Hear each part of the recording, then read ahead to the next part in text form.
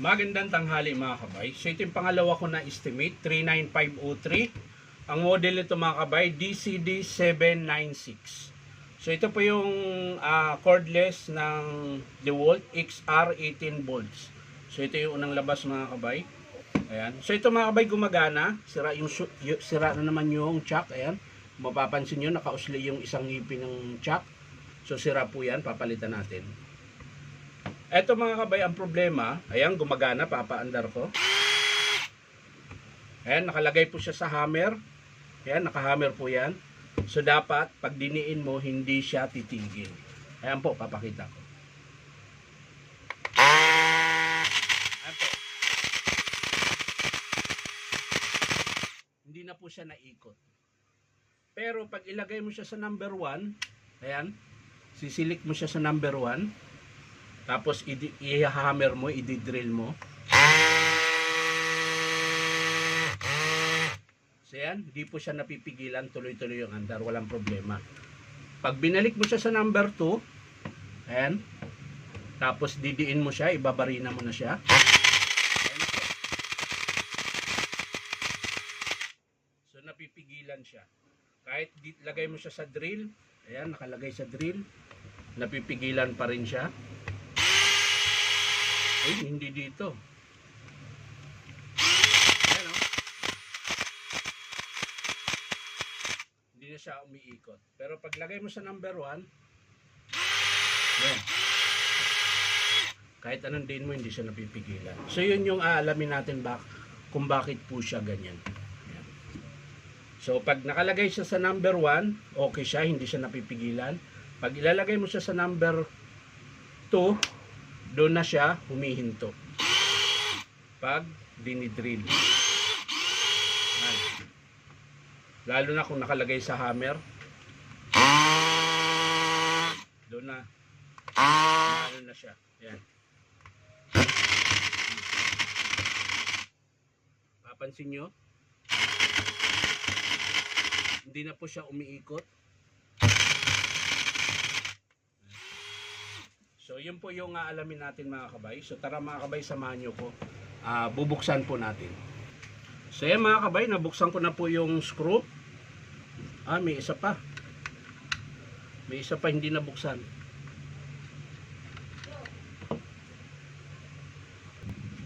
So, yan mga kabay, biglang may dumating kaya naputol ako.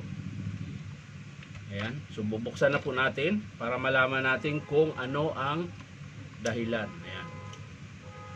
So ito mga kabay, yung housing niya basag din. Ayan.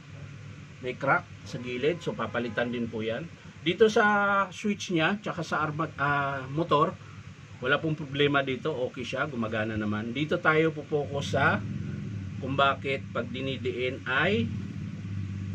So ito mga kabay, ito, minsan,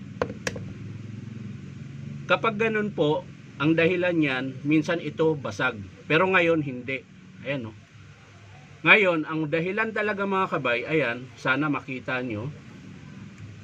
Yung pinakasilik, ayan, itong bakal na to, ayan, hindi po siya nakapasok doon sa kanyang tenga. May tenga po yan doon sa loob, na yun yung naghihila doon sa gear.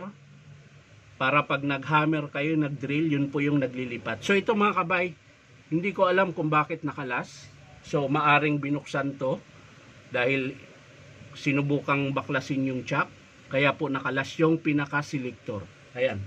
Tingnan nyo mga kabay. Ililipat ko siya ng pagkalagay. Ayan.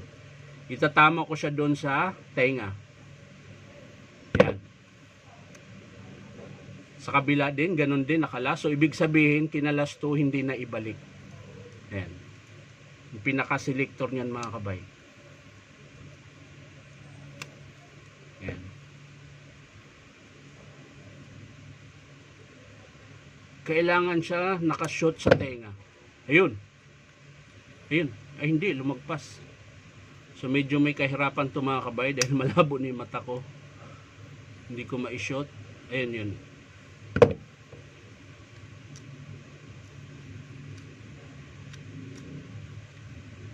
So ayun na mga kabay, na-shoot ko na siya sa kanyang selector. Ayan. Ayan. So yun po yung dahilan mga kabay kung bakit ilalagay mo siya sa 2. Pag nakalagay siya sa 2, pag hinahammer mo na, humihinto na yung ulo. Hindi na siya umiikot. Tapos pag itulak mo siya sa 1, gagana po yan dahil tinutulak niya yung pinakatenga ng gear, yung nagsisilik ng hammer tsaka drill. Ayan. Kaya po siya gumagana sa 1. Kanina, sinubukan natin. Pero pag ilipat mo siya sa 2, pag hinammer mo, napipigilan mo na to, humihinto na, hindi na siya umiikot. So ngayon mga kabay, ayan, binalik ko siya sa dati. Dahil ito po yung nakalas yung bakal na to, yan.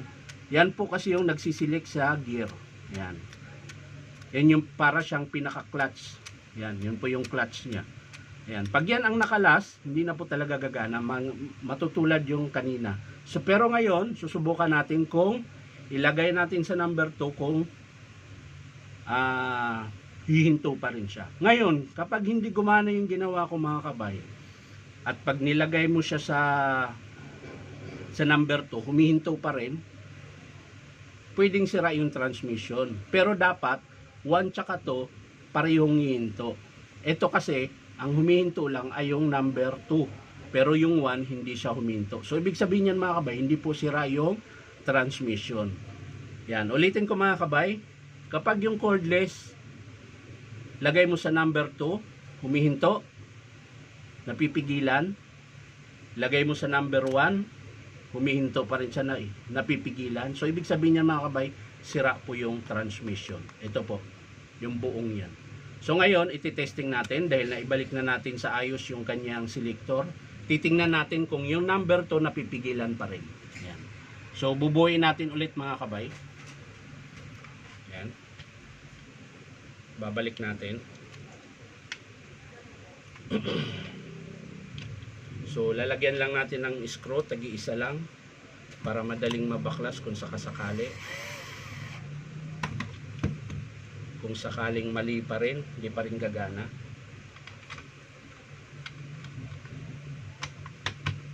So sana okay na para hindi na ako paulit-ulit at matapos na po yung aking estimate. Yan. Lagyan lang natin ng screw para pag ginamit natin hindi gaano makalas.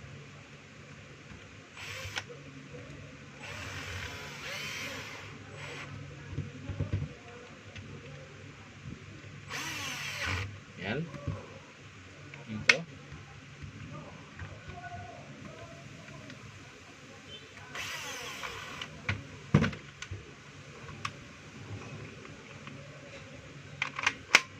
So yan mga kabay. Ito, naka number 1. Ayan. So isusubok natin ng drill.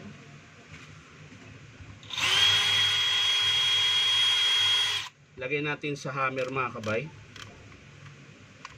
Yan, naka-hammer po yan. Ayan. So hindi po siya napipigilan. Ganun po yung kanina. Ngayon, lagay natin sa number 2. Yung number 2 kanina, napipigilan. So ngayon, isusubok natin mga kabay. Mapapansin nyo mga kabay, ang lakas niya. Kanina mahina. Ito, so hindi siya napipigilan.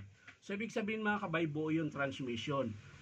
Ang problema lang kanina, yung selector natin, ito yung 1 and 2, yung tinuro ko kanina na parang may bakal, yun po yung pumapasok sa tenga ng gear. Nakaganon po yan doon sa loob. Ayan. Pag sinisilik mo siya, hinihila niya yung pinaka-clutch niya para maglipat doon sa gear. So ngayon mga kabay, ayan, ulitin ko. Ayan, nakalagay po yan sa hammer. Hahawakan ko kung mapipigilan pa rin ba. Kung hihinto ba siya o tuloy-tuloy sa ikot. So hindi na po siya napipigilan. Lipat natin sa 1.